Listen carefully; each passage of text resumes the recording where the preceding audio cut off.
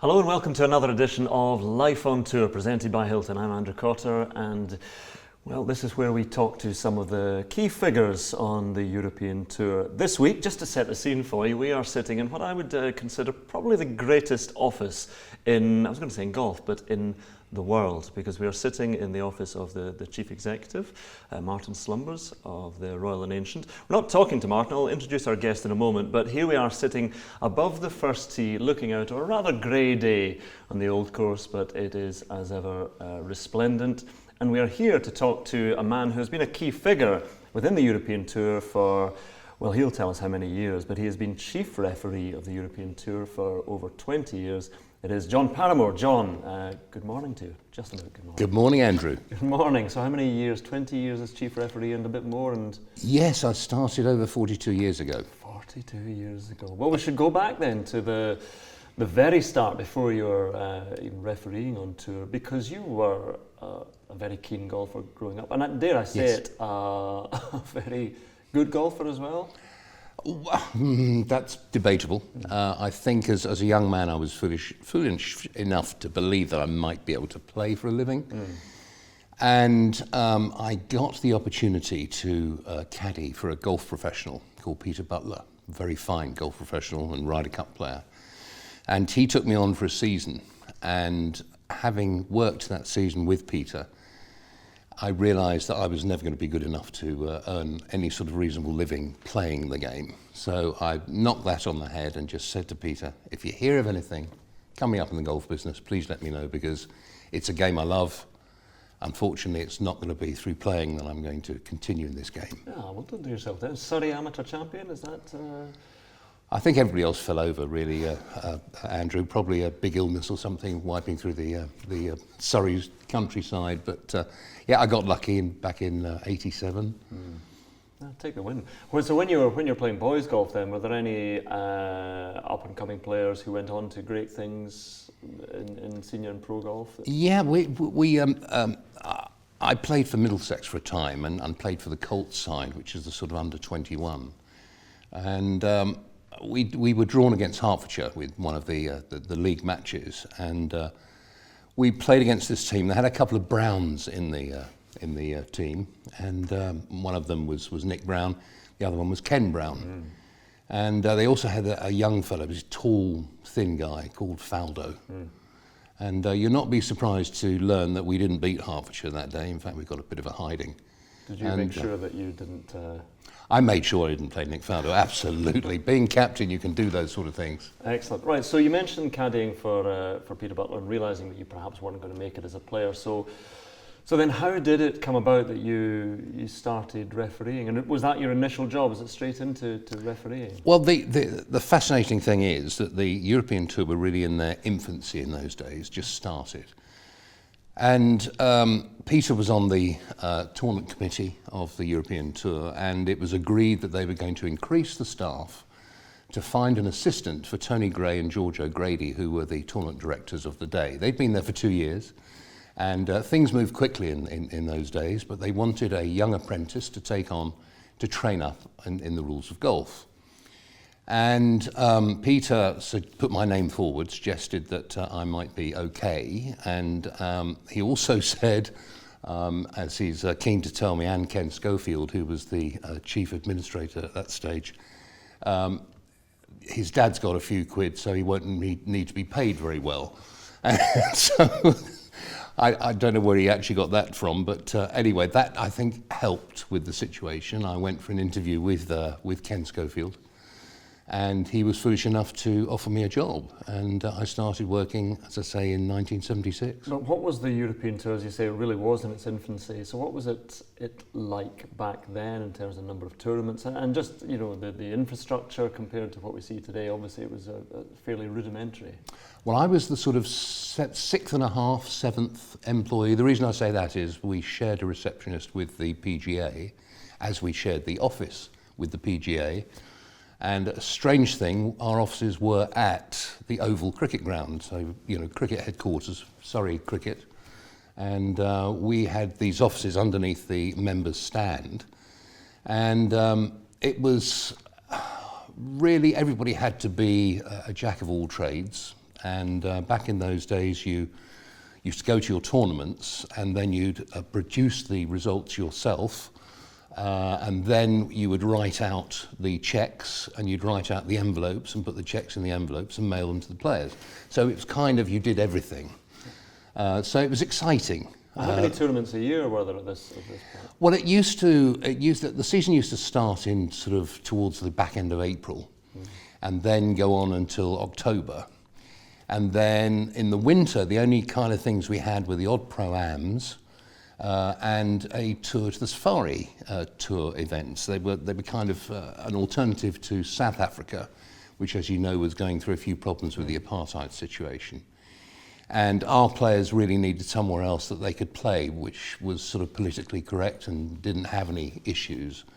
And so mainly the expatriates in the countries in Nigeria, the Ivory Coast, Kenya, Zambia, Zimbabwe, they kind of got together and we formed them into a tour and sent a number of players down there. And that was really where I learnt the trade, I think, on my own basis. But you talk about the trade being refereeing. I mean, Yeah. why refereeing? Were you interested in the rules, or were you just a strict disciplinarian? Or?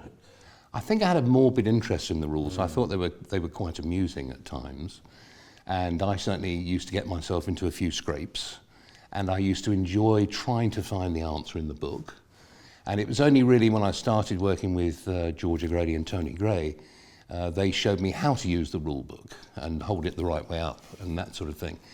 And from them, I gained so much information, and that helped me understand the rules. And once you start understanding the rules and what they're there for, it really helps you to help others. And I suppose that's where it came from. We see you, when we do see you, it's because something has gone wrong. But I mean, again, take us back to some of the bigger characters on tour. And I think people would most know you within golf for, I don't say run-ins with the likes of Seve, but Seve Ballesteros is always a name. You know, we're sitting here and I can see pictures of him there winning in 1984 in the famous celebration, and a portrait over there of him inside this office. He's such a big figure, but he could be a difficult figure as well at times.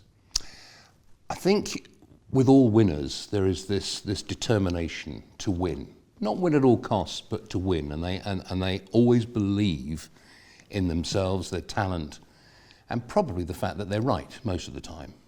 And that's what they believe. And occasionally, I or one of my colleagues will have to go along and say, well, yeah, you're right on everything except this, and this is the rule.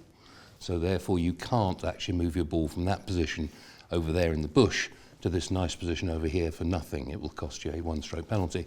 Those sort of things. And it's up to us. We are some of the few number of people who have to say to our members these days, sorry, but no. But we try and do it nicely. I mean, there's one I specifically remember, and a lot of people might remember it. Because he was always looking for a scrape, an animal scrape here or there, but it was Valderrama, 94? 94, yeah, absolutely. 94, where he was up against a tree. So if you could just explain the situation, because you were the referee summoned to try and deal with Seve on this occasion. Well, the nice thing about being with Seve is that he started in 1975, I started my caddying in 1975, then with the tour in 76. So we kind of started at the same time. And even though we went down slightly different routes, we were linked. And you knew each other well. Oh yes.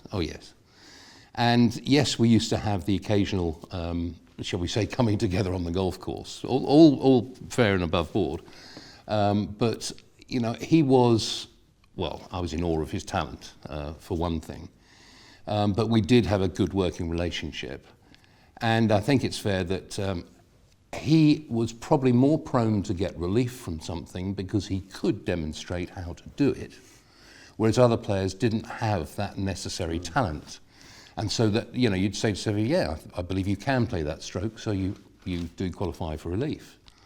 But in this particular one that you refer to, and it does come up quite a lot whenever people ask me about rulings, it was a poignant moment because Seve had not been playing well in the early 90s. He'd had a bit of dropping off in form. And '94 seemed to be a resurgence. He was on the way back. He was winning again, and he was contending again. And it was the final tournament, the final day of the final tournament of the '94 season.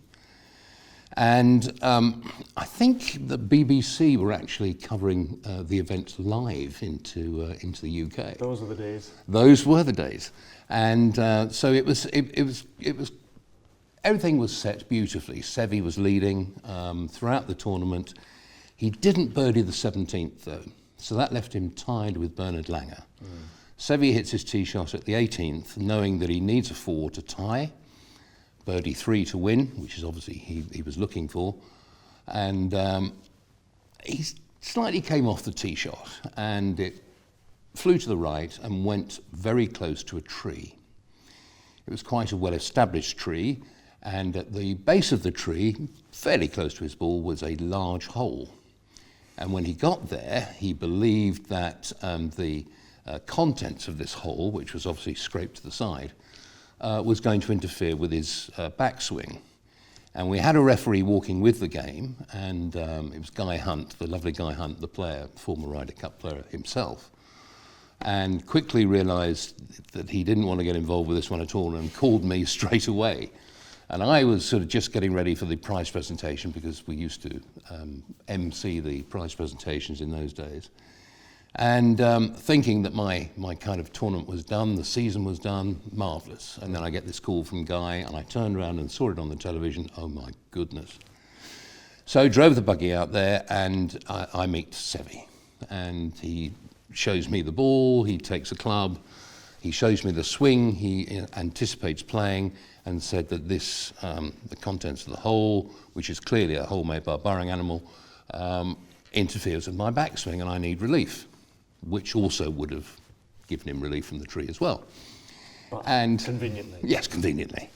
So I looked at it and I said, well, you know, dogs can dig holes, many animals can dig holes, but currently the rules say that it must be a burrowing animal hole, and certainly most in my experience, whilst they're digging, normally leave some sort of evidence on the ground. We're diverging slightly here, but I love going into the detail of golf rules there, because it had to be a burrowing animal. So yes. What animals would that specify compared to? Well, we have animals like moles, like rabbits. It's all burrowing, yeah. And certainly I was looking for that essential bit of evidence. Okay, so a dog digging a hole is not burrowing, even if that dog is burrowing? No, it's not a burrowing animal. Right, I see. That's interesting. And it's kind of, the animal should live in the burrow, right, and the dog doesn't live in the burrow. Not even a Jack Russell? No. So sadly I couldn't find any evidence, and I'd have to say I was in this hole for about 20 minutes looking for said evidence.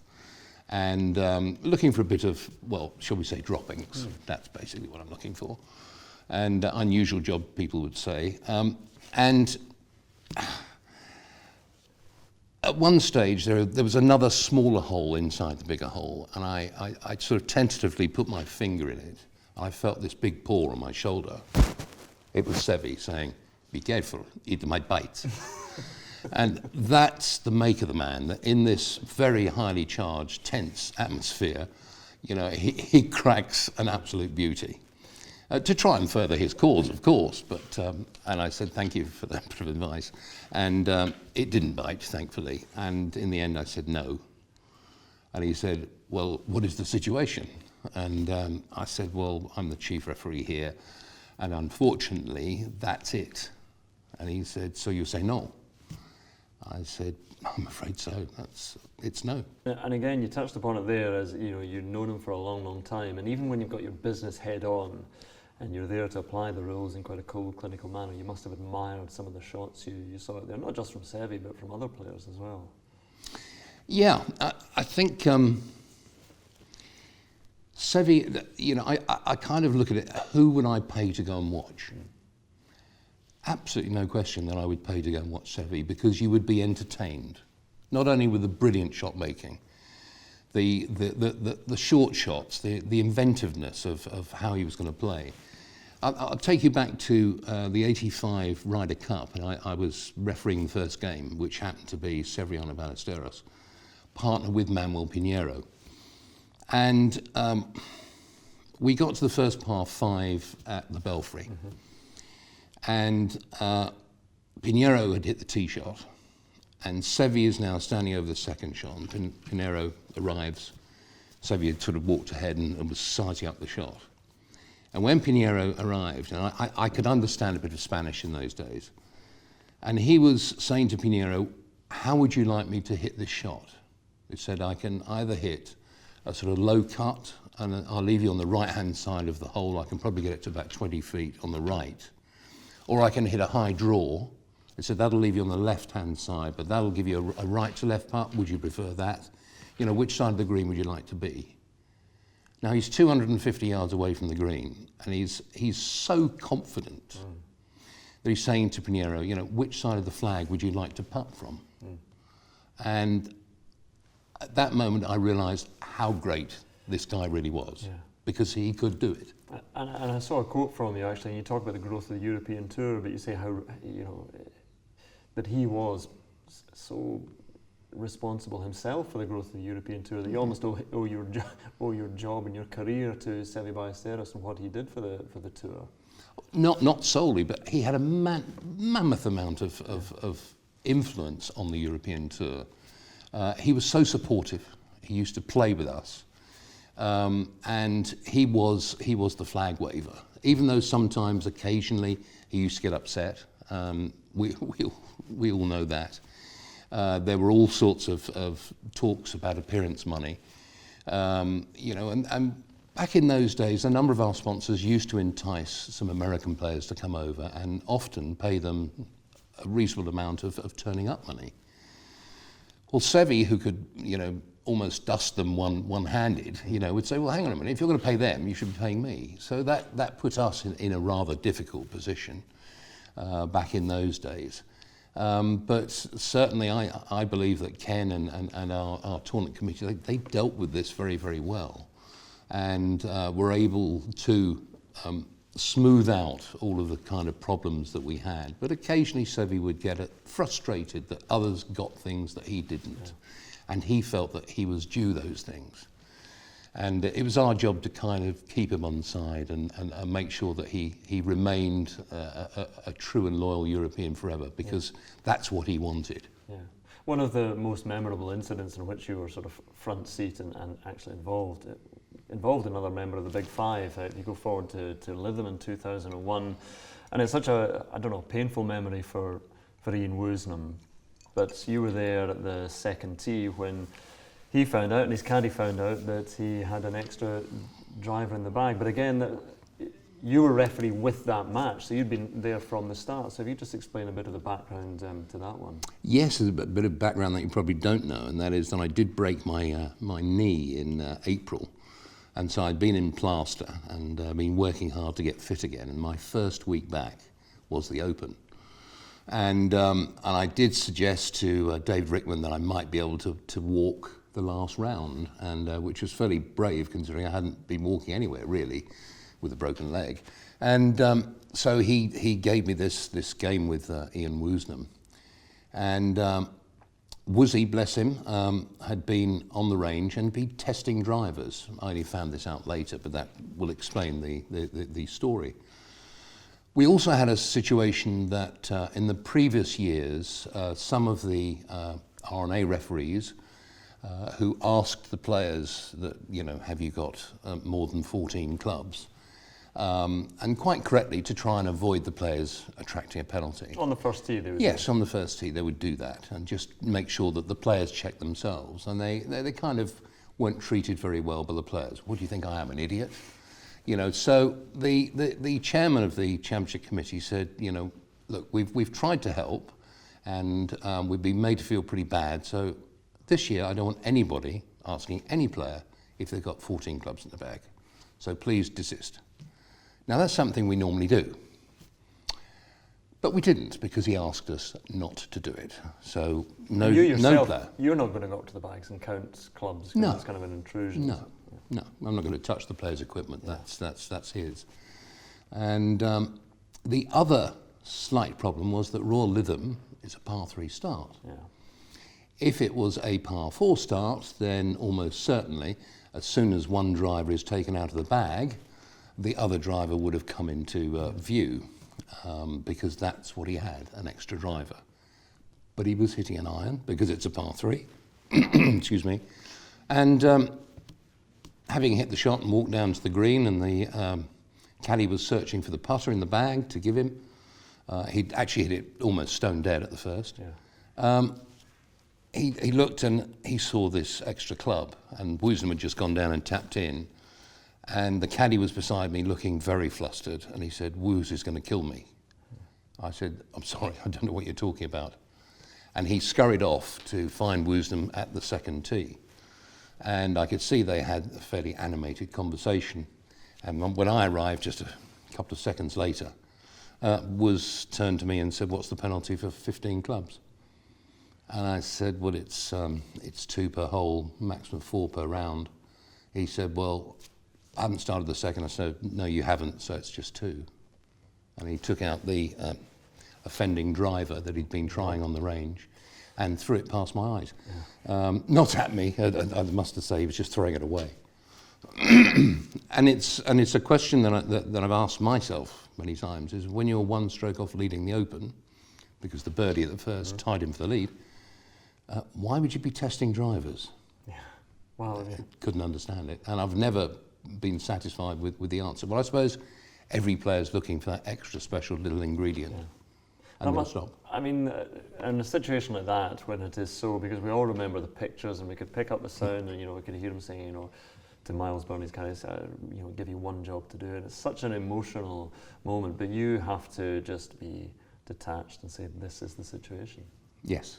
And, I think I've had a reasonable knack of putting the message across, which is it's normally accepted without a huge problem.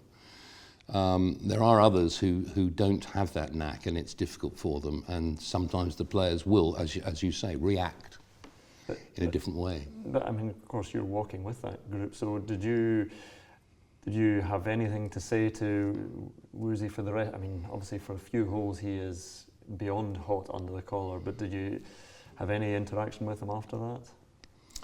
I tried to stay out of the way, and if he spoke to me, then I would speak to him. But I wasn't going to start any conversations. That was up to him. I could see that it had affected his golf game. The swing was different.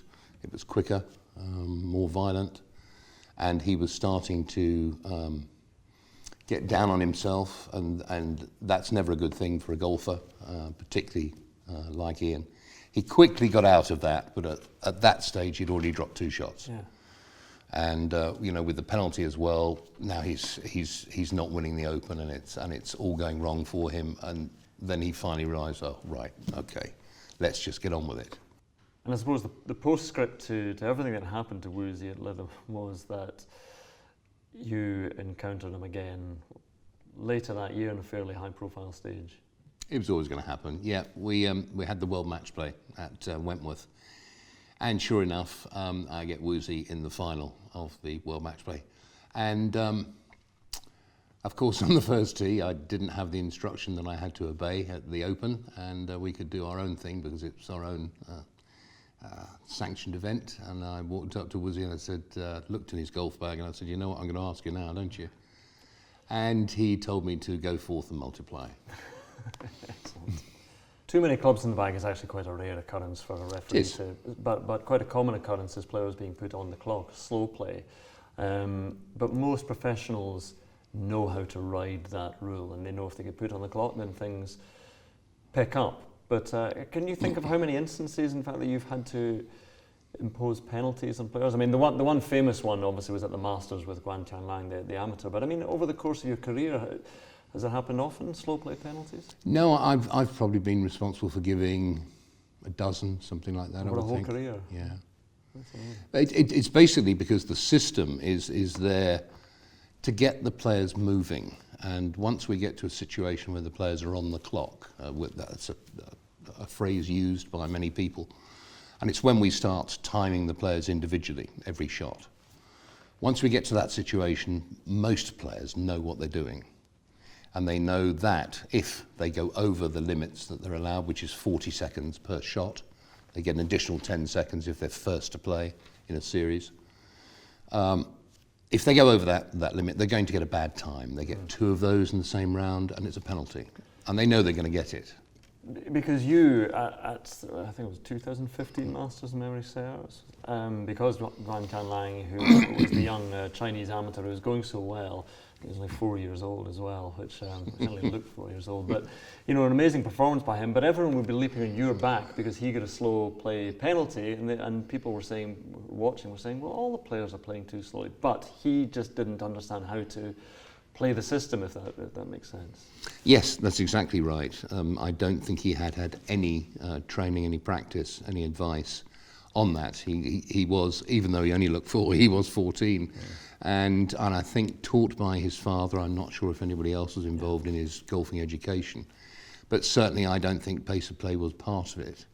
And his English was remarkably good. And obviously I spoke to him when we first put the group on the clock. I put him and Ben Crenshaw because I'd been observing the group for a hole or two and seen that who were more likely to be the cause of it. Whereas Matteo Manacero was easily hitting the shots within 25 seconds.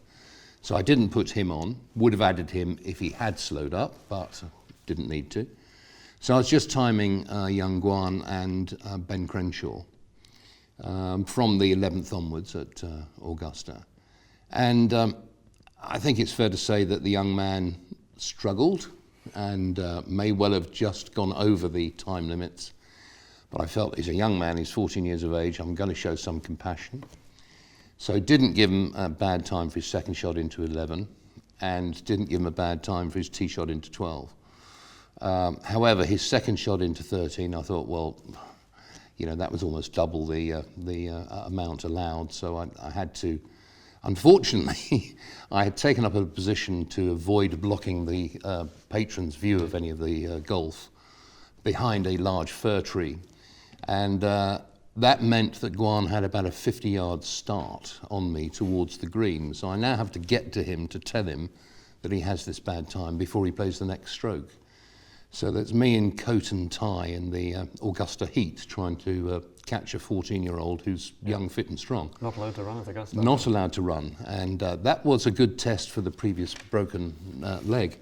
I did catch him and sweating profusely explained to him that he had one bad time and did he understand what would happen if he had another one, and he said, oh yes, the penalties. And I said, yes, that's correct. And I said, do you understand that you need to pick up a bit of pace here? And he said, oh yes, I understand, I will play quicker. Well, that was great, and I then had to be switched to compassionate mode again on the green of 13, led him away with another one there. He managed to hit the tee shot at 14 in the required amount of time exactly. The second shot exactly on the mark. 15, he again exceeded it, but I thought, well, difficult shot over water. So Are you willing him to get it done within the time? Oh, so much so. I don't want to give this lad a penalty. And on the 16th tee, Manacero sadly had not taken the right club and had hit it in the water short, the par 3 there at Augusta. And so it's now Guan's turn to go. And he's playing really nicely. And I'd have to say, you can't, when you've timed a number of players over the years, you get a feeling that you're going to have a bad one. So I took that moment to get my phone out. I was about 50 yards away in front of him this time. I didn't want to be chasing him again. And so I phoned for help, and I phoned my boss for the week, the chief referee of the event, and I said, look, I have this situation. He has one bad time already. I said, as I'm speaking to you, we've just gone past the limit for the stroke, and he hasn't pulled the club yet. How would you like me to handle this?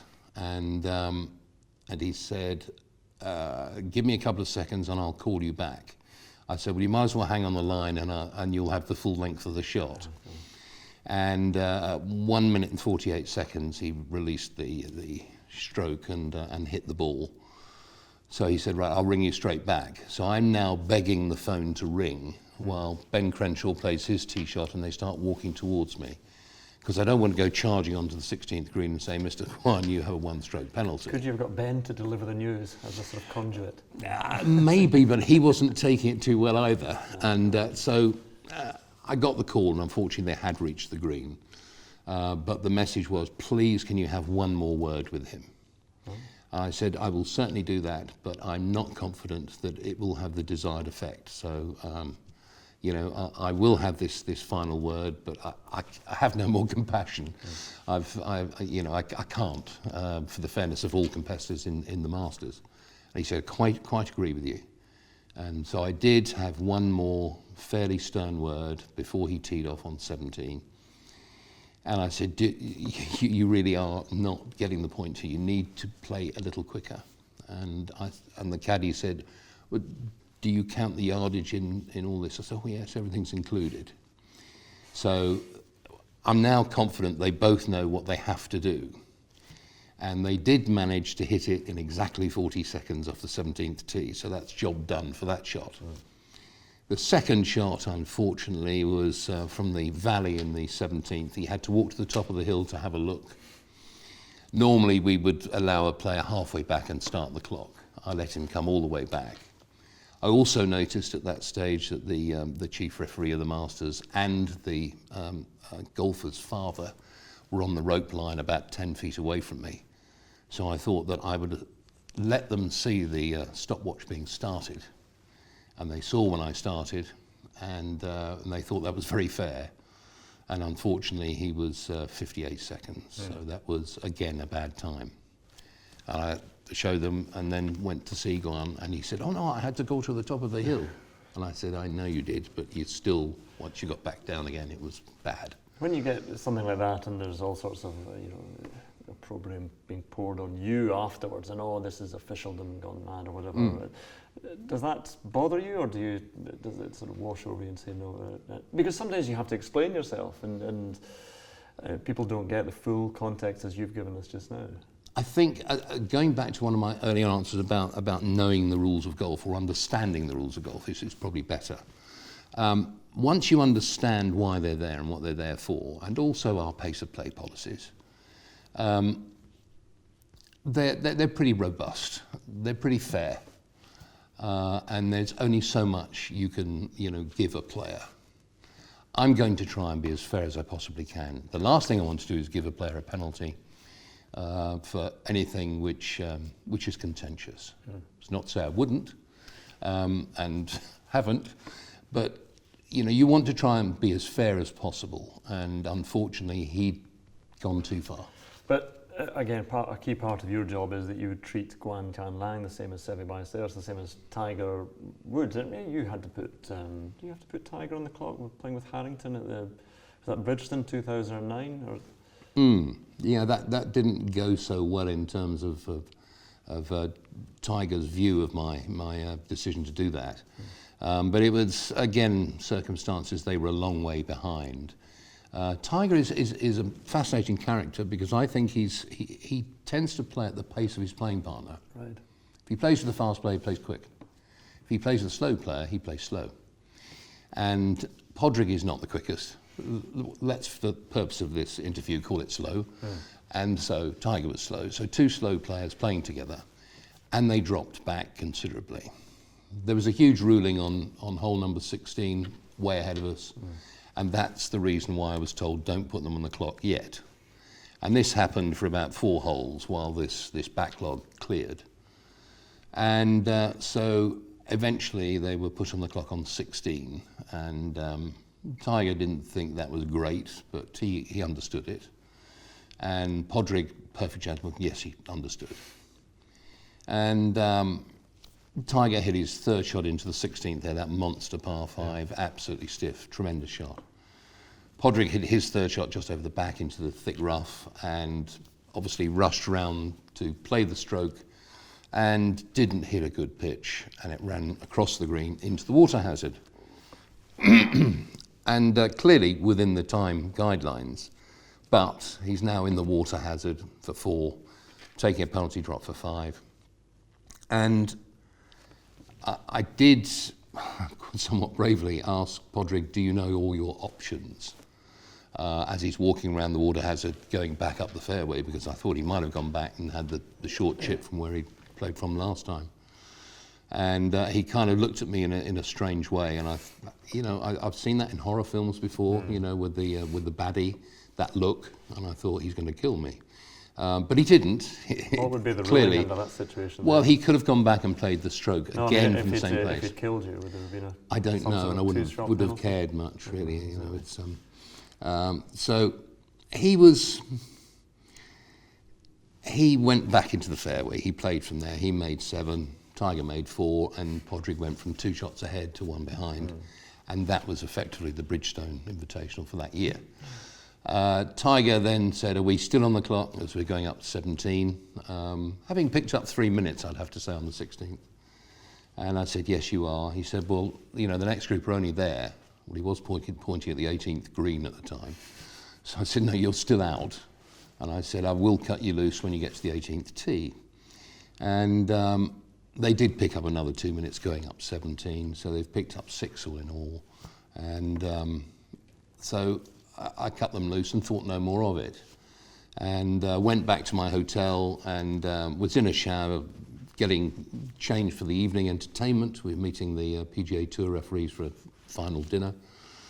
And I came back to see that my phone had 9 missed calls and was vibrating with another call coming through, and it was our press officer at the event saying, "Have you any comment to make about the Tiger Woods situation?" I said, "I have no idea what you're talking about." And he said that Tiger was very displeased with me for putting his group on the clock, which caused Podrick to rush and hit his ball into the water hazard, cost him the tournament, and therefore cost Tiger the chance of winning the tournament.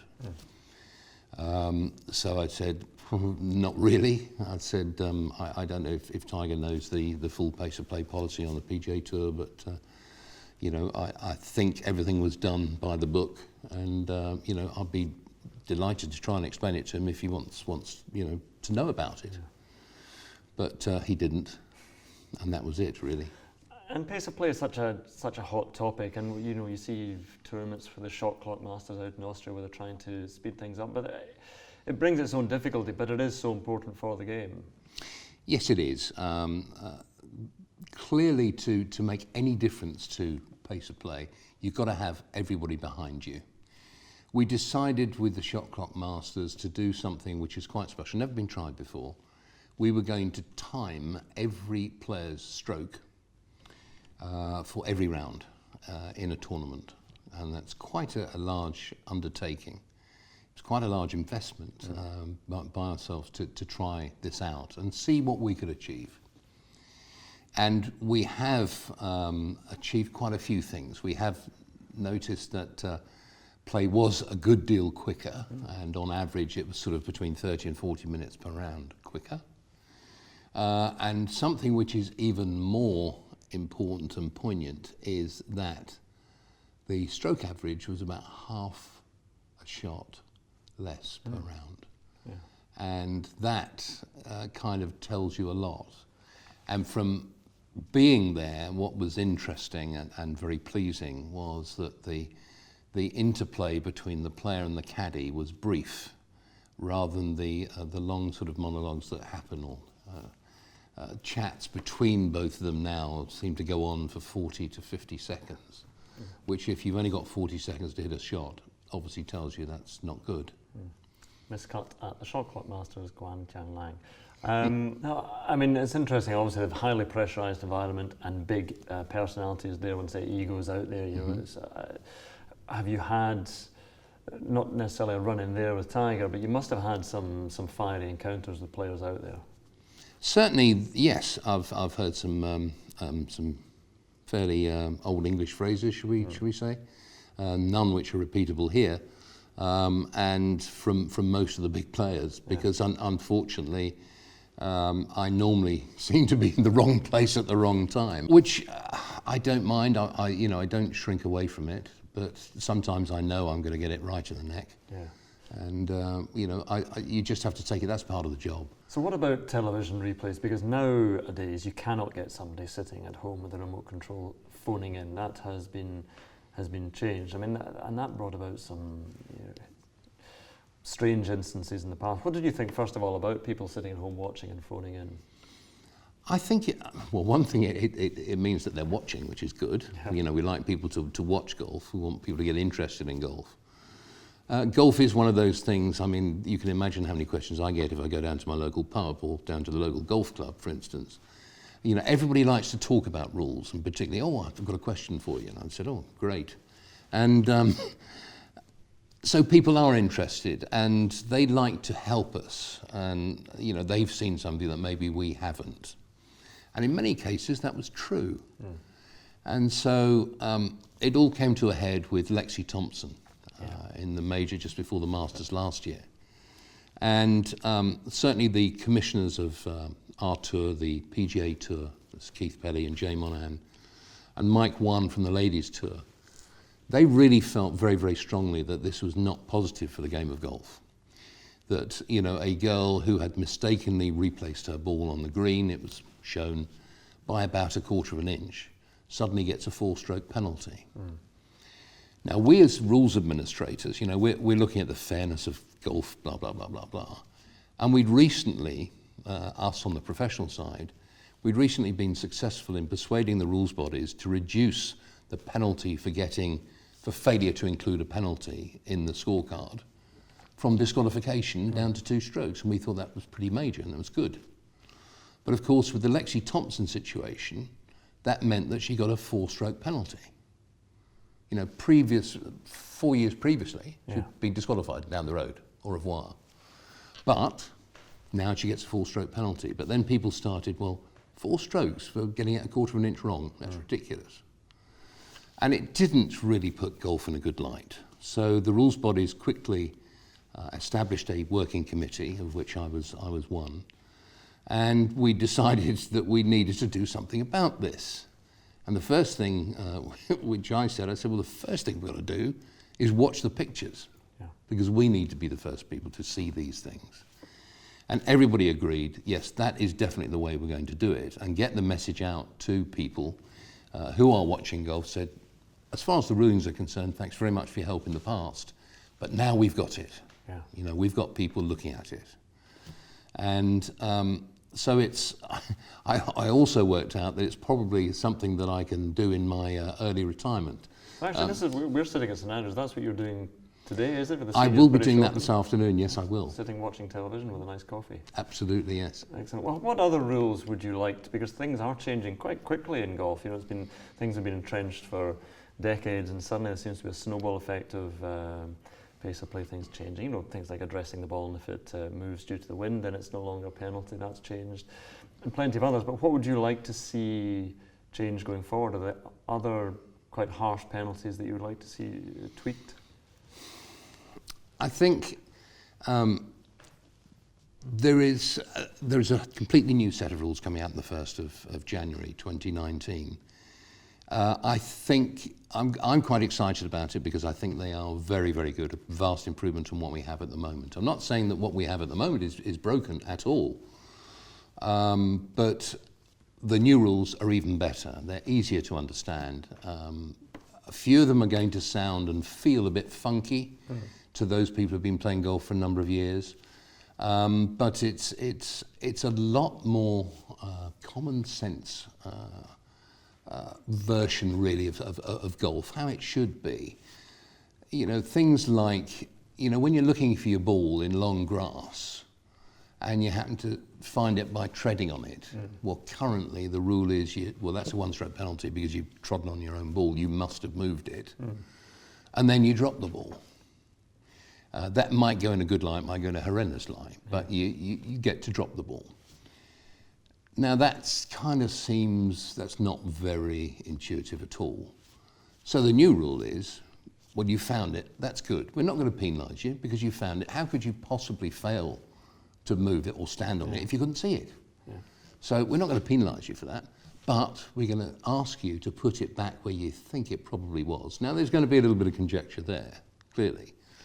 But we're all sensible as golfers, you know, we like to think. I'm sure you can get to an agreement where that ball probably was. So you can estimate that position and place the ball back in that grass, under the grass, so you can't see it anymore. And that is really common sense. So that's something which is very, very special. Yeah. One thing that irritates me and a lot of people watching golf in pace of play is players on greens studying. You know, you think that then the yardage chart should be done and dusted, but they've actually got so much detail on the greens that they are peering at these yardage books because they've got all the slopes written down on the greens, etc. But I always think that part of the skill of golf is seeing things with the naked eye as well. But there's something in the pipeline, perhaps that's going to change? Yeah, very much, Andrew. We feel exactly the same way. All of the players on our players committee and almost every player that I have spoken to, even ones who are using it, because they feel if one person uses it, they've got to use it to, you know, keep up with the Joneses. And but they do believe that reading a putt is a skill. These green books, because they are professionally and scientifically produced, give the actual slope on the green, and you can, by plotting one of these, a scientist can tell you which way the putt is going to break and by how much.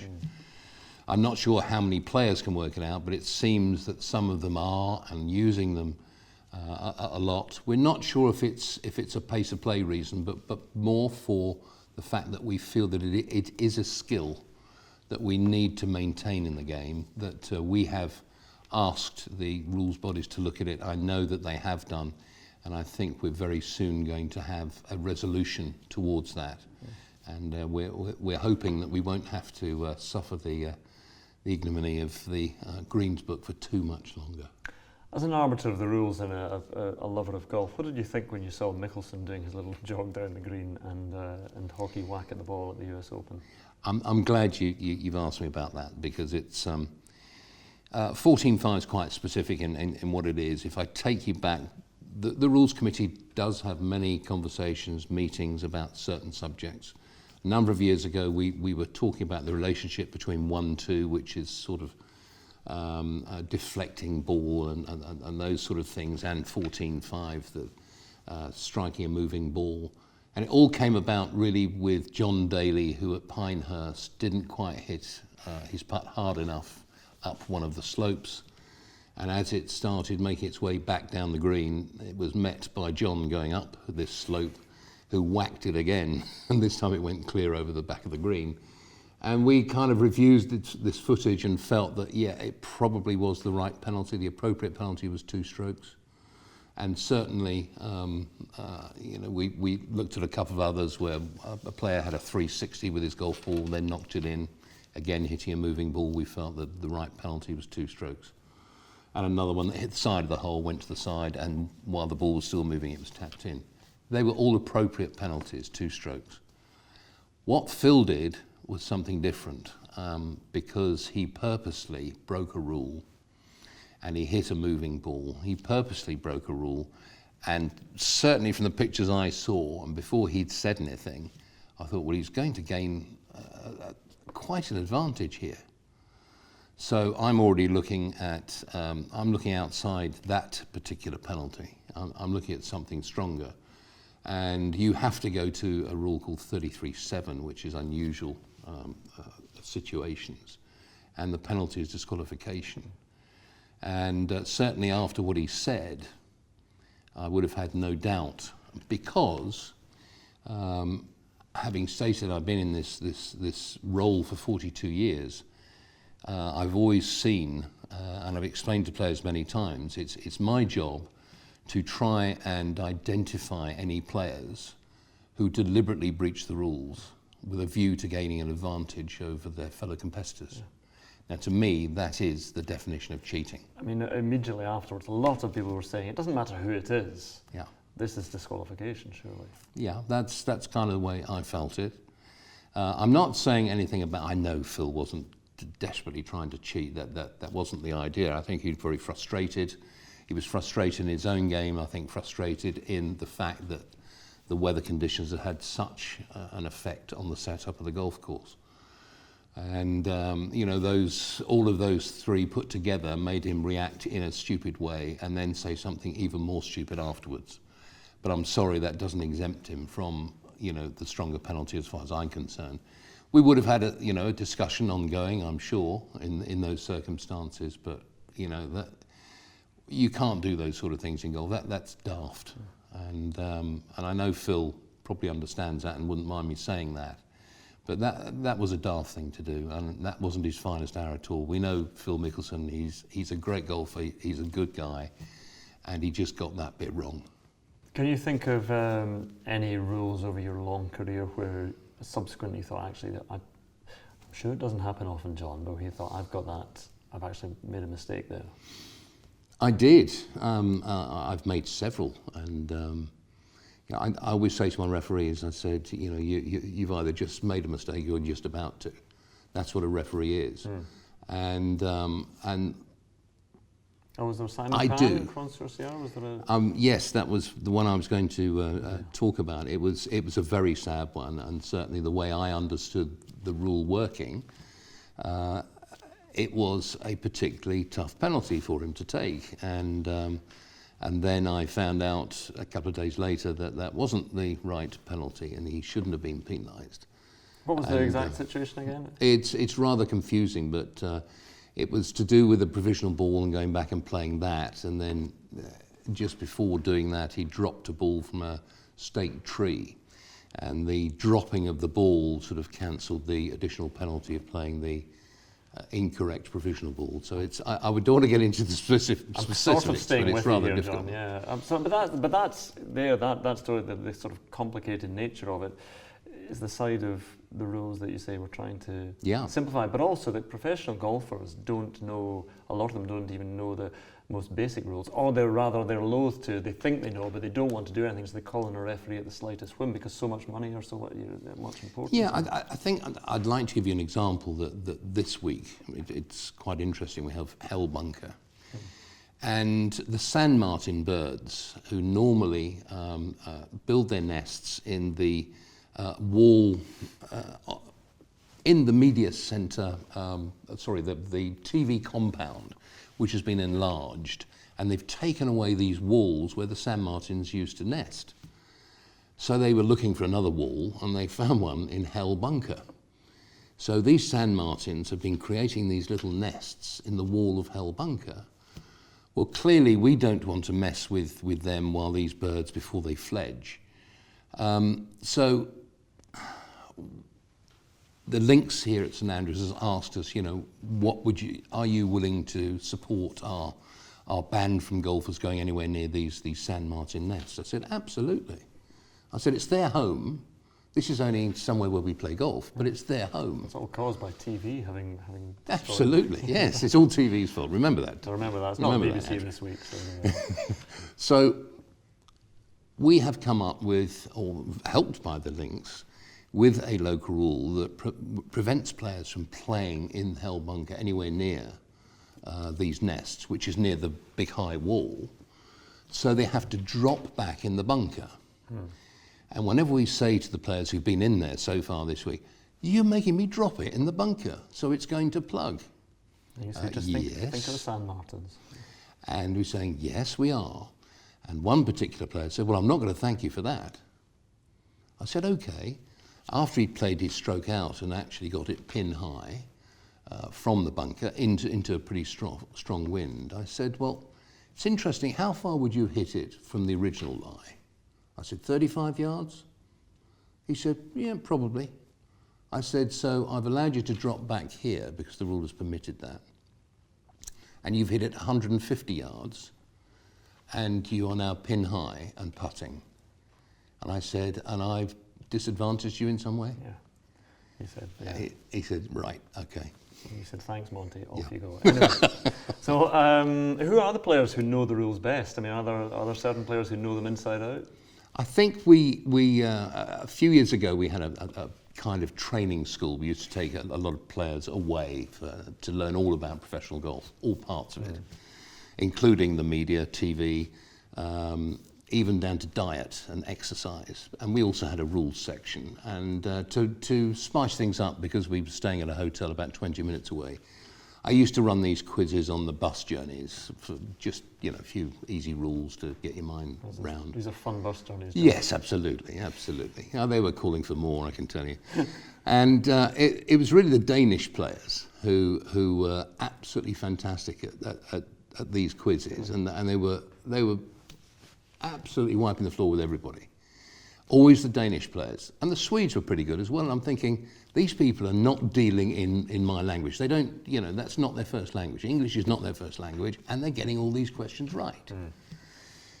And then you just think a little bit about it. You speak to various people in golf in those countries, and you find out that they, as new fledgling golfers, if you like, to use the in word, they are taught rules as part of their golfing education before they get onto the golf course. Okay. I never was taught before I went onto a golf course. Oh. You learnt from the people you played with. Yeah. So almost leaving aside rules for a moment and looking back in your career, where you have been at some of the greatest moments in golf, whether it's the majors or Ryder Cups, can you think of your favourite moment to be out there, irrespective of the job you're doing, but great moments you've seen or great shots you've seen, or when you have enjoyed being out there most of all? I think Sevi's celebrations in 1984 just said it for me. That was absolutely unbelievable. So where were you? I mean, we're not far from it. We're just above the 18th green. Yeah, I was somewhere away, and I had to rely on making sure that I had seen what I'd seen on television pictures later. Mm. But it was absolutely fantastic, and just really summed everything up. And what a sort of guy he was. And then I think the victories of the 85 and 87 Ryder Cups. Mm. 85, Seve believed we were going to win. He, as I explained about this second shot to a par 5 early in the first round, he just believed that it was going to happen. He believed so strongly, and it spread through the team. Yeah, and when we talk about Ryder Cups, I'm not sure where you were at Keogh Island in '91 when there was all the argument about it was usually Isinger and Seve getting involved in things, but that's when a rules official really is tested. Yes, it is, and Larry Startzell did extremely well and dealt with it.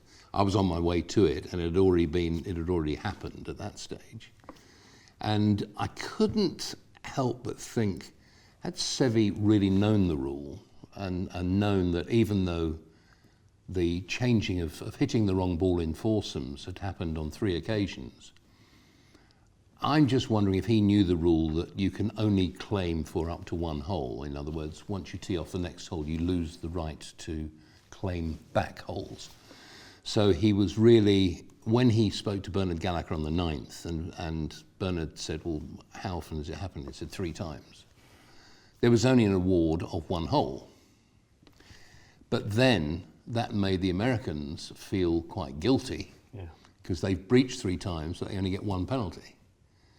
And I'm sure that affected their performance. Now, I don't know whether Seve was that clever that he knew this was going to happen and knew that it was a breach as soon as it had happened, or it was just fortunate that it worked out that way. Yeah, and he pulled a burrowing animal from his golf bag.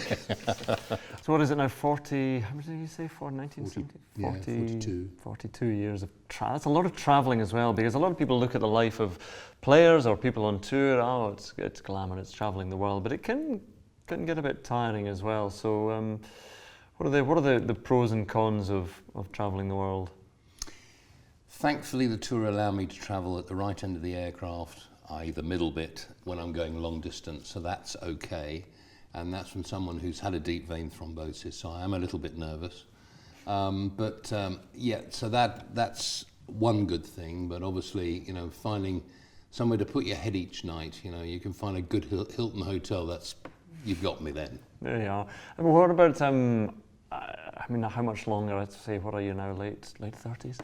Something like that, yes. So when do you see yourself, or what do you see yourself doing in the future? Andrew, I've probably got 3 useful years left in me when I'd like to continue to do what I'm doing. And beyond that, I think maybe I can probably help on this TV monitoring side of things, and assist the new young guys who are going to replace us, and always be available to them if they need help. You know, they're very, very good guys, and we've been helping them, you know, get some experience from what Andy and I have had over the years, and give them all that. But if ever they feel they want to, you know, a call, and absolutely no problem. Okay, final question then. Over a long, long career, do you think that golf, which prides itself on being a game of honesty and calling penalties upon yourself, do you think it is as honest as it has ever been? I'm involved in a professional sport, and there is an awful lot of money. I mean, Keith Pelley's done a fantastic job in driving our prize money so high, and the same on the PGA Tour.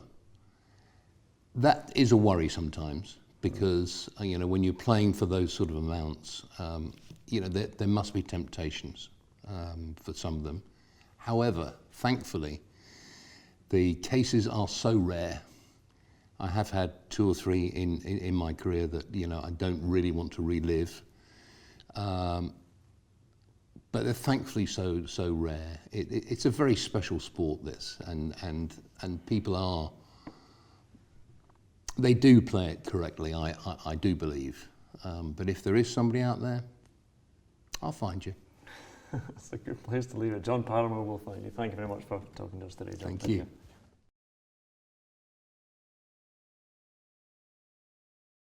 To watch another European Tour video, click here, and to subscribe, click here.